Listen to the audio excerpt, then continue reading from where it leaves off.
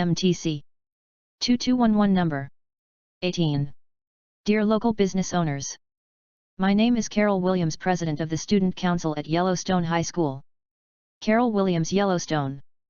We are hosting our annual quiz night on March 30th and plan to give prizes to the winning team. 330. However, this event won't be possible without the support of local business who provide valuable products and services. Would you be willing to donate a gift certificate that we can use as a prize? We would be grateful for any amount on the certificate. In exchange for your generosity, we would place an advertisement for your business on our answer sheets. Thank you for taking time to read this letter and consider our request. If you'd like to donate or need more information, please call or email me. I look forward to hearing from you soon. Carol Williams. Carol Williams. MTC. Good job. Let's start. MTC 2211 number 19. Dan and I were supposed to make a presentation that day. Dan. Right after the class started, my phone buzzed. It was a text from Dan saying, "I can't make it on time. There's been a car accident on the road." Dan. I almost fainted. What should I do? Dan didn't show up before our turn, and soon I was standing in front of the whole class. Dan. I managed to finish my portion, and my mind went blank for a few seconds, wondering what to do. Hold yourself together. I quickly came to my senses and worked through Dan's part of the presentation as best as I could. Dan. After a few moments, I finished the entire presentation on my own. Only then did the tension vanish. I could see our professor's beaming face. MTC. Good job. Let's start. MTC 2211 number 20. Clarity in an organization keeps everyone working in one accord and energizes key leadership components like trust and transparency. No matter who or what is being assessed in your organization, what they are being assessed on must be clear and the people must be aware of it. If individuals in your organization are assessed without knowing what they are being assessed on, it can cause mistrust and move your organization away from clarity. For your organization to be productive, cohesive, and successful, trust is essential. Failure to have trust in your organization will have a negative effect on the results of any assessment. It will also significantly hinder the growth of your organization. To conduct accurate assessments, trust is a must, which comes through clarity. In turn, assessments help you see clearer, which then empowers your organization to reach optimal success. MTC. Good job. Let's start. MTC 2211 number 21. Research in the science of peak performance and motivation points to the fact that different tasks should ideally be matched to our energy level. For example, analytical tasks are best accomplished when our energy is high and we are free from distractions and able to focus. I generally wake up energized. Over the years, I have consistently stuck to the habit of eating my problems for breakfast. I'm someone who tends to overthink different scenarios and conversations that haven't happened yet. When I procrastinate on talking with an unhappy client or dealing with an unpleasant email, I find I waste too much emotional energy during the day. It's as if the task hangs over my head, and I'll spend more time worrying about it, talking about it, and avoiding it, than it would actually take to just take care of it. So for me, it'll always be the first thing I get done. If you know you are not a morning person, be strategic about scheduling your difficult work later in the day. MTC. Good job. Let's start. MTC 2211 number 22. In one study, when researchers suggested that a date was associated with a new beginning, such as the first day of spring, students viewed it as a more attractive time to kickstart goal pursuit than when researchers presented it as an unremarkable day, such as the third Thursday in March. 3. Whether it was starting a new gym habit or spending less time on social media, when the date that researchers suggested was associated with a new beginning, more students wanted to begin changes right then. And more recent research by a different team found that similar benefits were achieved by showing goal seekers modified weekly calendars. When calendars depicted the current day, either Monday or Sunday, as the first day of the week, people reported feeling more motivated to make immediate progress on their goals. MTC. Good job. Let's start. MTC 2211 number 23. Native Americans often sang and danced in preparation for launching an attack. The emotional and neurochemical excitement that resulted from this preparatory singing gave them stamina to carry out their attacks. What may have begun as an unconscious, uncontrolled act rushing their victims with singing and beating drums in a frenzy could have become a strategy as the victors saw firsthand the effect their actions had on those they were attacking. Although war dances risk warning an enemy of an upcoming attack, the arousal and synchronizing benefits for the attackers may compensate for the loss of surprise. Humans who sang, danced, and marched may have enjoyed a strong advantage on the battlefield as well as intimidated enemies who witnessed such a spectacle. 19th and 20th century Germans feared no one more than the Scots. The bagpipes and drums were disturbing in their sheer loudness and visual spectacle. 1920. MTC. Good job. Let's start. MTC. 2211 number 24.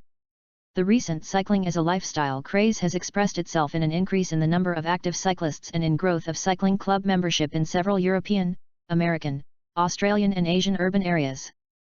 It has also been accompanied by a symbolic reinterpretation of the bicycle. After the bicycle had been associated with poverty for many years, expensive recreational bicycles or recreationally inspired commuting bicycles have suddenly become aspirational products in urban environments. In present times, cycling has become an activity which is also performed for its demonstrative value, its role in identity construction and its effectiveness in impressing others and signaling social status. To a certain extent, cycling has turned into a symbolic marker of the well-off. Obviously, value-laden consumption behavior is by no means limited to cycling. However, the link with identity construction and conspicuous consumption has become particularly manifest in the case of cycling. MTC. Good job. Let's start. MTC. 2211 number 26. Janaki Ammal, one of India's most notable scientists, was born in 1897, and was expected to wed through an arranged marriage. Janaki Ammal 1897. Despite living at a time when literacy among women in India was less than 1%, she decided to reject tradition and attend college. 1%. In 1924, she went to the US and eventually received a doctorate in botany from the University of Michigan. 1924 Michigan. Ammal contributed to the development of the sweetest sugarcane variety in the world. Ammal. She moved to England where she co-authored the Chromosome Atlas of Cultivated Plants. Chromosome Atlas of Cultivated Plants. Following a series of famines, she returned to India to help increase food production at the request of the Prime Minister. However, Ammal disagreed with the deforestation taking place in an effort to grow more food. Ammal. She became an advocate for the preservation of native plants and successfully saved the Silent Valley from the construction of a hydroelectric dam. Silent Valley. MTC.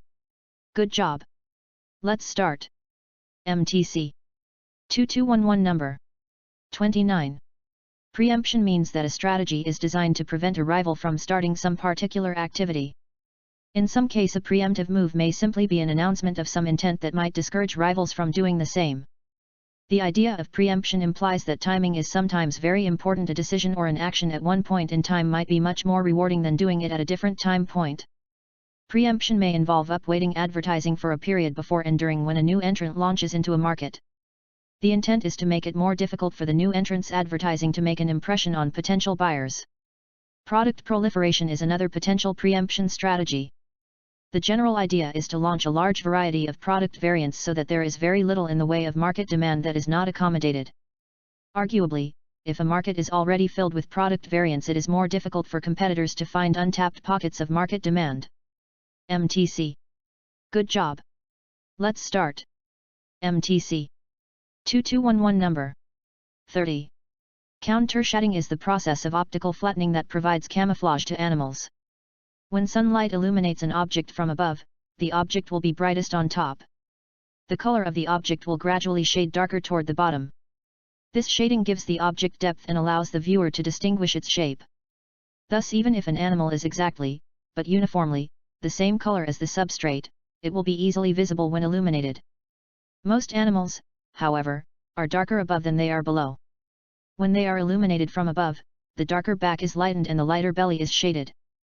The animal thus appears to be a single color and easily blends in with the substrate.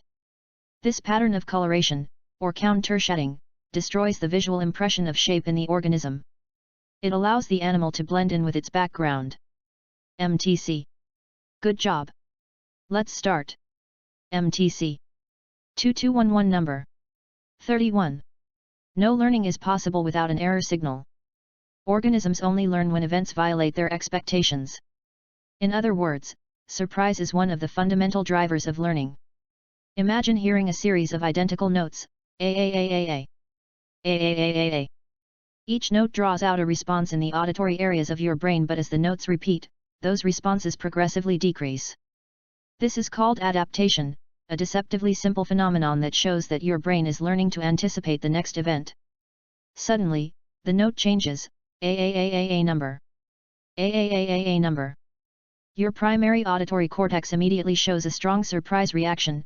Not only does the adaptation fade away, but additional neurons begin to vigorously fire in response to the unexpected sound. And it is not just repetition that leads to adaptation, what matters is whether the notes are predictable. For instance, if you hear an alternating set of notes, such as a baba, your brain gets used to this alternation, and the activity in your auditory areas again decreases. Ababa. This time, however, it is an unexpected repetition, such as abab, that triggers a surprise response. Abab. MTC. Good job. Let's start. MTC. 2211 number. 32. The connectedness of the global economic market makes it vulnerable to potential infection. A financial failure can make its way from borrowers to banks to insurers, spreading like a flu. However, there are unexpected characteristics when it comes to such infection in the market. Infection can occur even without any contact. A bank might become insolvent even without having any of its investments fail.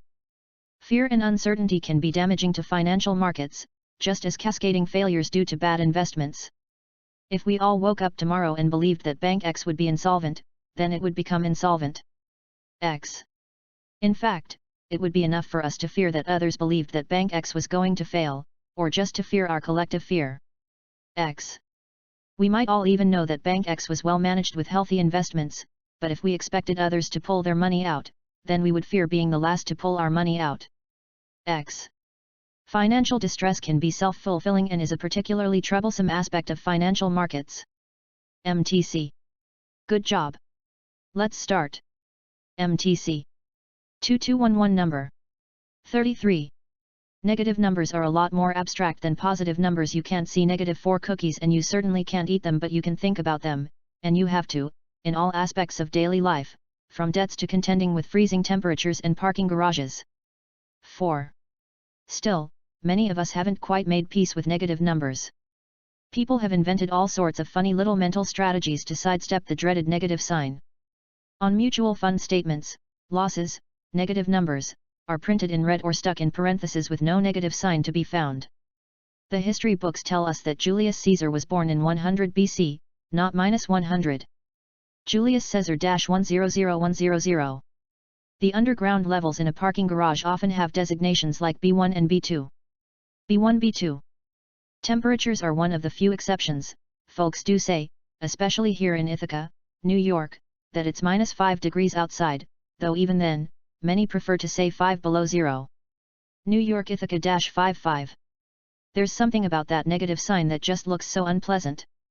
MTC. Good job. Let's start. MTC. 2211 number. 34. Observational studies of humans cannot be properly controlled. Humans live different lifestyles and in different environments. Thus, they are insufficiently homogeneous to be suitable experimental subjects. These confounding factors undermine our ability to draw sound causal conclusions from human epidemiological surveys. Confounding factors are variables, known or unknown, that make it difficult for epidemiologists to isolate the effects of the specific variable being studied. For example, Taubes argued that since many people who drink also smoke, researchers have difficulty determining the link between alcohol consumption and cancer. Taube. Similarly, researchers in the famous Framingham study identified a significant correlation between coffee drinking and coronary heart disease. Framingham. However, most of this correlation disappeared once researchers corrected for the fact that many coffee drinkers also smoke. If the confounding factors are known, it is often possible to correct for them. However, if they are unknown, they will undermine the reliability of the causal conclusions we draw from epidemiological surveys. MTC. Good job. Let's start. MTC. 2211 number. 35. Of all the human emotions, none is trickier or more elusive than envy. It is very difficult to actually discern the envy that motivates people's actions. The reason for this elusiveness is simple: we almost never directly express the envy we are feeling. Envy entails the admission to ourselves that we are inferior to another person in something we value. Not only is it painful to admit this inferiority, but it is even worse for others to see that we are feeling this. And so almost as soon as we experience the initial feelings of envy, we are motivated to disguise it to ourselves. It is not envy we feel but unfairness at the distribution of goods or attention, resentment at this unfairness, even anger. MTC. Good job. Let's start. MTC. 2211 number 36. The right to be forgotten is a right distinct from but related to a right to privacy. The right to privacy is, among other things, the right for information traditionally regarded as protected or personal not to be revealed. The right to be forgotten, in contrast, can be applied to information that has been in the public domain. The right to be forgotten broadly includes the right of an individual not to be forever defined by information from a specific point in time. One motivation for such a right is to allow individuals to move on with their lives and not be defined by a specific event or period in their lives. For example, it has long been recognized in some countries, such as the UK and France, that even past criminal convictions should eventually be spent and not continue to affect a person's life. Despite the reason for supporting the right to be forgotten, the right to be forgotten can sometimes come into conflict with other rights. For example, formal exceptions are sometimes made for security or public health reasons. MTC. Good job. Let's start. MTC. 2211 number 37. To an economist who succeeds in figuring out a person's preference structure, understanding whether the satisfaction gained from consuming one good is greater than that of another, explaining behavior in terms of changes in underlying likes and dislikes is usually highly problematic.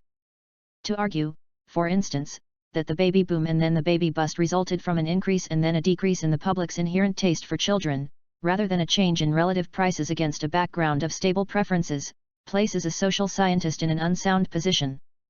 In economics, such an argument about birth rates would be equivalent to saying that a rise and fall in mortality could be attributed to an increase in the inherent desire change for death. For an economist, changes in income and prices, rather than changes in tastes, affect birth rates. When income rises, for example, people want more children, or, as you will see later, more satisfaction derived from children, even if their inherent desire for children stays the same. MTC. Good job. Let's start. MTC. 2211 number 38. In the natural world, if an animal consumes a plant with enough antinutrients to make it feel unwell, it won't eat that plant again. Intuitively, animals also know to stay away from these plants. Years of evolution and information being passed down created this innate intelligence. This intuition, though, is not just seen in animals. Have you ever wondered why most children hate vegetables? Dr. Stephen Gundry justifies this as part of our genetic programming, our inner intelligence. Dr. Stephen Gundry. Since many vegetables are full of antinutrients, your body tries to keep you away from them while you are still fragile and in development. It does this by making your taste buds perceive these flavors as bad and even disgusting. As you grow and your body becomes stronger enough to tolerate these antinutrients, suddenly they no longer taste as bad as before. MTC. Good job. Let's start. MTC. 2211 number 39. The difference in the moon's gravitational pull on different parts of our planet effectively creates a stretching force. It makes our planet slightly stretched out along the line of sight to the moon and slightly compressed along a line perpendicular to that. The tidal stretching caused by the moon's gravity affects our entire planet, including both land and water, inside and out. However, the rigidity of rock means that land rises and falls with the tides by a much smaller amount than water, which is why we notice only the ocean tides. The stretching also explains why there are generally 2 high tides, and 2 low tides, in the ocean each day. Because Earth is stretched much like a rubber band, the oceans bulge out both on the side facing toward the moon and on the side facing away from the moon. As Earth rotates, we are carried through both of these tidal bulges each day, so we have high tide when we are in each of the 2 bulges and low tide at the midpoints in between. MTC. Good job. Let's start. MTC. 2211 number 40. A study investigated the economic cost of prejudice based on blind assumptions. Researchers gave a group of Danish teenagers the choice of working with one of two people. The teenager had never met either of them. One of the people had a name that suggested they were from a similar ethnic or religious background to the teenager. The other had a name that suggested they were from a different ethnic or religious background.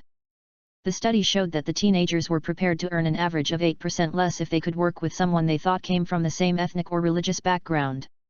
8%. And this prejudice was evident among teenagers with ethnic majority names as well as those with ethnic minority names. The teenagers were blindly making assumptions about the race of their potential colleagues.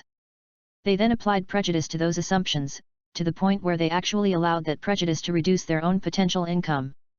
The job required the two teenagers to work together for just 90 minutes. 90 MTC. Good job. Let's start. MTC. 2211 number 4142.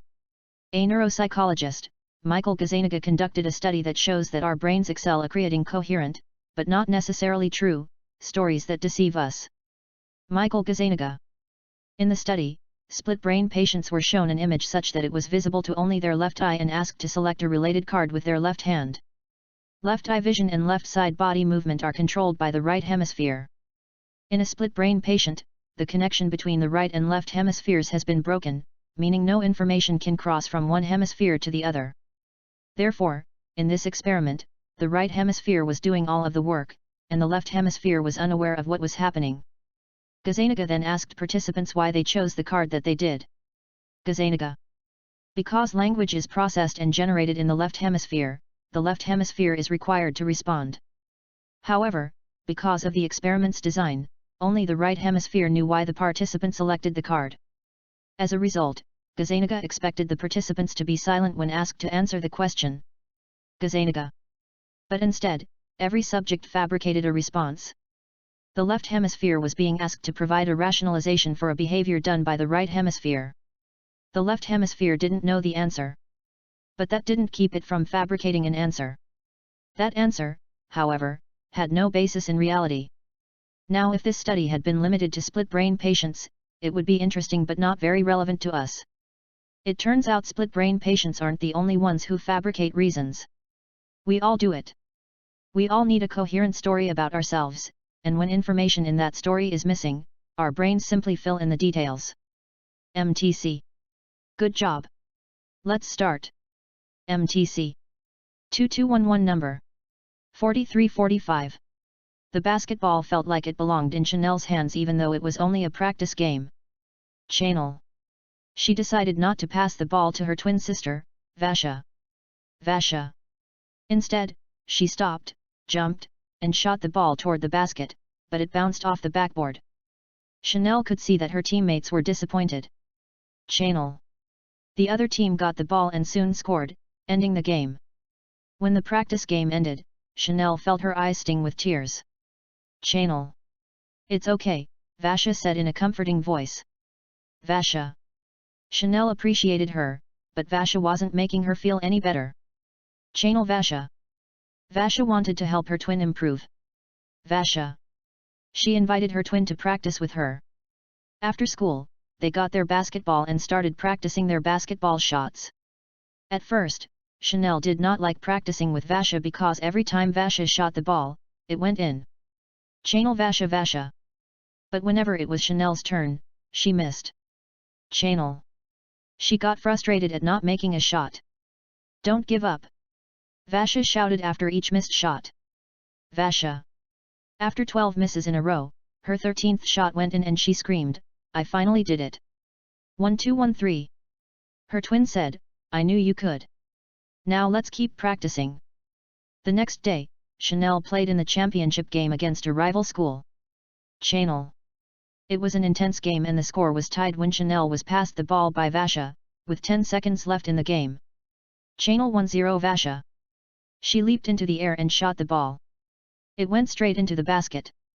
Chanel's last shot had made her team the champions. Chanel. Vasha and all her other teammates cheered for her. Vasha.